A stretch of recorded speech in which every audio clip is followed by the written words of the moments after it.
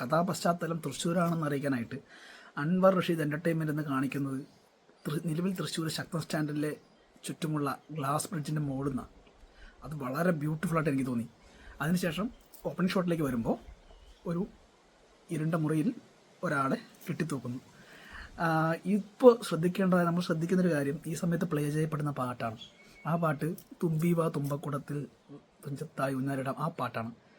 അതിൻ്റെ പുറകിലായിട്ടൊരു വളരെ മിസ്റ്റീരിയസ് ആയിട്ടുള്ളൊരു ഹമ്മിങ് ഇങ്ങനെ പോകുന്നുണ്ട്.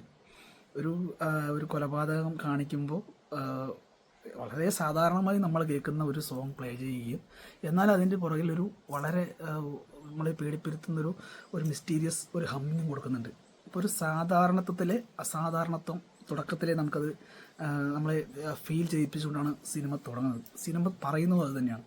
പ്രത്യക്ഷത്തിൽ നമ്മൾ കാണുന്ന അതിൻ്റെ പുറകിൽ അല്ലെങ്കിൽ അതിൻ്റെ ബാക്ക് ലെയറുകളിൽ നമ്മൾ കാണാത്ത കുറേ സംഗതികളുണ്ട് എന്ന് സൂചിപ്പിക്കുന്നത് തന്നെയായിരുന്നു ആ മ്യൂസിക് കറക്റ്റായിട്ട് അതിൽ പ്ലേസ് ചെയ്തിരിക്കുന്നു.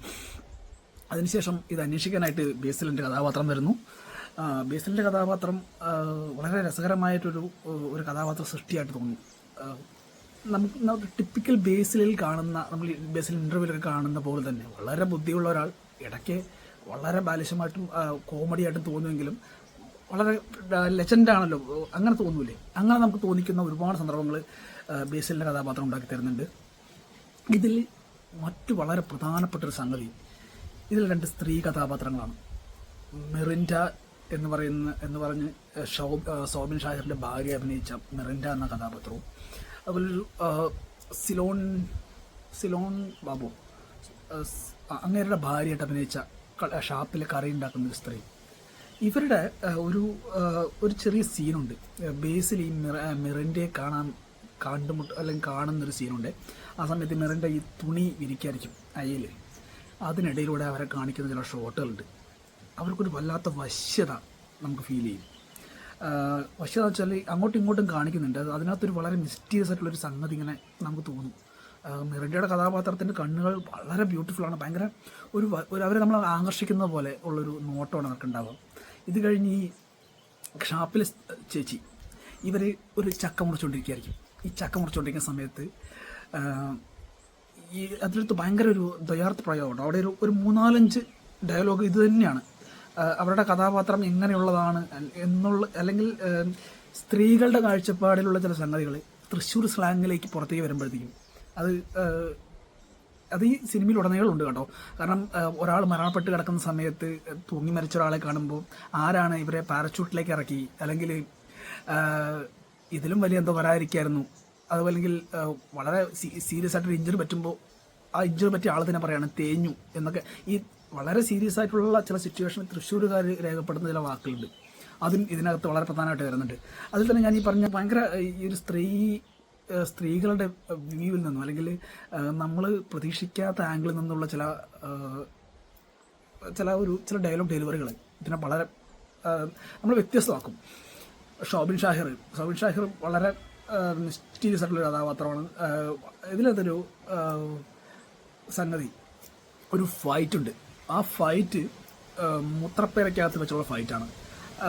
ഒരു 5 അടി ഉയരമുള്ള ഹോളോ ബ്രിക്സ് കൊണ്ട് ഉണ്ടാക്കിയ ഒരു ചെറിയ ഏരിയയിൽ 3-4 ക്യാബിനുള്ള ഒരു മൂത്രപ്പേരക്കകത്തൊരു ഫൈറ്റ് നടക്കുന്നുണ്ട്. ആ ഫൈറ്റ് നടക്കുമ്പോൾ തന്നെ അതിൻ്റെ ഒരു കൊറിയോഗ്രാഫി, ആ ഫൈറ്റിൻ്റെ ഒരു കൊറിയോഗ്രാഫി നമ്മളെ ഈ മരിച്ചുപോയ ബാബു എത്രത്തോളം ശക്തനാണെന്ന് അറിയിക്കും.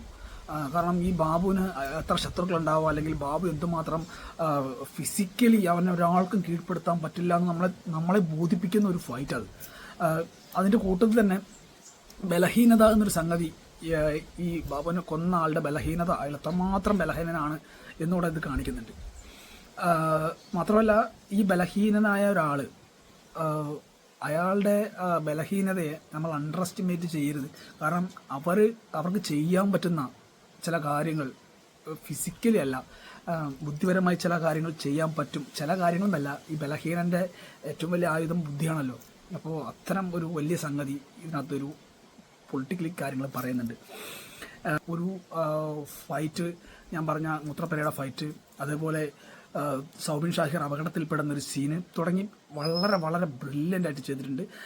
ക്ലൈമാക്സിലും നമ്മളെ ഞെട്ടിക്കുന്നൊരു ട്വിസ്റ്റ് എന്ന് പറയാൻ പറ്റില്ല, നമുക്കറിയാം ഈ കാര്യം, പക്ഷേ അതിലേക്ക് കൊണ്ടുവരുന്ന രീതിയും വാച്ച് കാണിക്കുന്ന ക്ലോക്ക് കാണിക്കുന്ന ഒരു സീനും ബേസിൽ ജോസഫിൻ്റെ കഥാപാത്രത്തിൻ്റെ ചിരിയും ഈ മെറിൻ്റെ എന്ന കഥാപാത്രത്തിൻ്റെ ഒരു റെസ്പോൺസും ഭീകരമാണ്.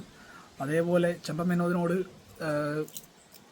സൗബിൻ്റെ കഥാപാത്രം ക്ലൈമാക്സിനോട് അടുപ്പിച്ച് പറയുന്ന ഒരു സംഗതി, അതും നമുക്ക് തന്നെ അത് ഫീൽ ചെയ്യും.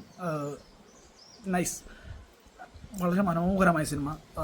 നമ്മളെ എന്തായാലും തുടക്കം മുതലേ എൻഗേജ് ചെയ്യിപ്പിക്കുന്നുണ്ട്, ക്ലൈമാക്സ് വരെയും ഇത് എൻഗേജ് ചെയ്യിപ്പിക്കുന്നുണ്ട്. കാരണം നമുക്ക് എറിഞ്ഞു തരും, വീണ്ടും അയ്യോ അതല്ലയോ എന്ന് തോന്നും, വീണ്ടും എറിഞ്ഞു തരും.